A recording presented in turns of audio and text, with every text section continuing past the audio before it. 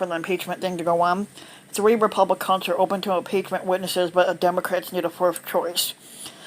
The Capitol math is clear. Democrats need only 4 Republican votes to force the Senate to subpoena witnesses like John R. Bolton, the former White House National Security Advisor, to testify in 45's impeachment trial. 3 have signaled they may be open to doing so: Senators Mitt Romney, Susan Collins, and Lisa Murkowski. That leaves Democrats searching for an elusive fourth choice. The question of whether 4 Republicans will defect, and if so, who, looms large in the Capitol as the Senate prepares to receive articles of impeachment from the House on Wednesday, prompting the third squad-level impeachment trial in American history. If they did, Democrats could effectively commandeer the Senate floor during the proceeding and defy Senator Mitch McConnell, the Republicans' leader, by moving to call witnesses.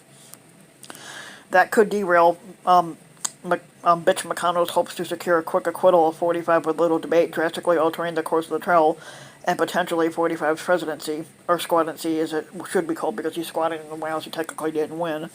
I can't predict whether we'll have witnesses or not, said Senator Chuck Schumer, the minority leader, said Tuesday. At first everyone said no. Mitch McConnell seemed to rule the roost. Now we're having some people entertain it, but you don't know what's going to happen, so we're in a better shape than we are a few weeks ago, but there's still no certainties at all. In recent days, Schumer, Mitch McConnell, and members of 45's team have been privately obsessed with the possibility that a fourth Republican could emerge and tip the math in Democrats' direction, even as all of them concede they are unsure who that would be. So far, only Romney has said explicitly that he wants Bolton to appear. Collins, who was facing a tough re-election fight in Maine, and Murkowski has been a bit cagier, saying that they want the Senate to vote on whether to have witnesses or documents, but only after both sides present their case. Am I curious about what Ambassador Bolton would have to say? Yes, I am, Murkowski told reporters, according to Alaska Public Radio, but she said she would not prejudge the need for him to testify until after the cases are presented. Collins, whose reputation for independence took a hit in Maine when she voted to confirm Brett Kavanaugh to the Supreme Court, is under pressure from all sides. The Democratic Senatorial Campaign Committee, which works to elect Democrats to the Senate, has created a website called WhatChangeSusan.com, spotlighting her push for witnesses during the 1999 impeachment trial of Bill Clinton. It's time for Senator Collins to commit to a fair process, stand up to Mitch McConnell, and demand a proper trial in the Senate, the website declared.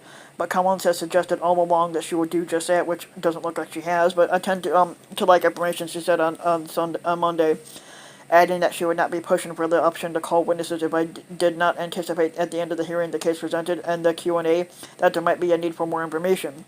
The names of other Republican senators, including Cory Gardner, who was in a tough 20 race in Colorado, and Lamar Alexander of Tennessee, who is respectful of Senate institutions and is retiring and thus freer to vote his conscience, has also been raised as possibilities. Gardner can ill afford to break with 45, but only Alexander is of genuine concern to the White House, according to senior administration official who insisted on anonymity to characterize the perspective of 45's team on Monday. He appeared to join the Collins-Murkowski wait-and-see camp.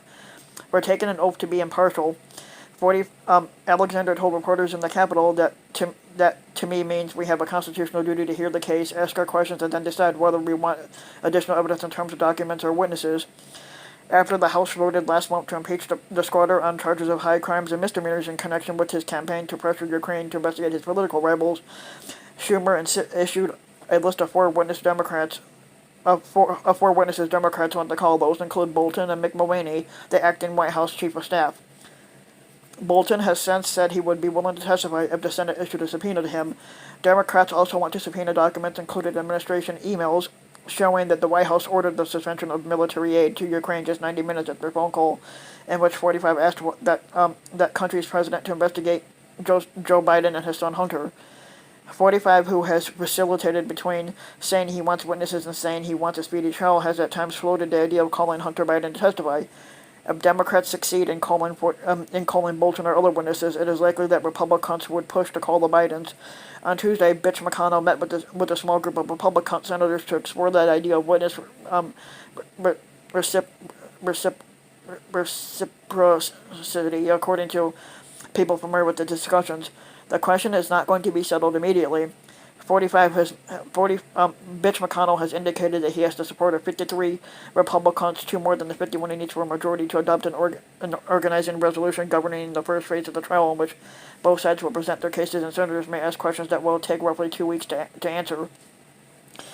Mitch McConnell has said he wants the resolution to adhere closely to the one used in the Clinton trial, which specified that once the first phase was complete, the Senate would vote on whether to call witnesses. Senator Roy Blunt, a Republican of Missouri and a member of leadership, said on Tuesday that he expected the resolution governing the trial would also include that language. For Republicans in difficult re-election races, with the possible exception of Ms. Collins, who is her own Brandon, Maine, the political calculations are complex. Senators Joni Ernst of Iowa, Tom Tillis of North Carolina, Martha McSally of Arizona, and Mr. Gardner all face tough contests in states that are not nearly as conservative as they used to be. Democrats are unlikely to support them no matter what they do, and alienating 45 could be disastrous for them all. This is Corey's problem or challenge. There's a very restless Republican base in Colorado, and Corey cannot afford to alienate that base because he cannot afford any defections from the base in a general election, said Richard Wadhams, a Republican strategist in Colorado who is close to Gardner. He is in a very vulnerable position right now in the Senate election, Wadhams added, but believe me, it's much more dangerous for him to appear not to be supporting 45 than it is to be supporting Mitch McConnell and the squatter in Colorado. The pressure on Gardner mounted on Monday when the Lincoln Project, a group of Republicans that describes itself as dedicated to defeating 45 and Trumpism, targeted him in a brutal advertisement that described the Colorado senator as just another 45 blower, weak, frank, and incompetent, a small man terrified of a political bully. Colorado voters want a fair trial in the Senate and honest leadership, the ad said. Either you do your job or Colorado will find someone who will. In the Capitol on Tuesday, Gardner was making himself scarce. When Republicans wrapped up a luncheon featuring a discussion of trial procedure, he zipped out a back door and headed for a little-used elevator, avoiding a throng of waiting reporters. I'm sorry, he's got to get going, an aide to Gardner told a reporter who followed him as the elevator doors opened and the senator slipped inside. Gardner jumped in, begging off any discussion of whether he could be the elusive fourth vote who could upend hopes of a quick acquittal of 45. We don't have the articles yet, and he said, I'm not going to speculate. But, yeah.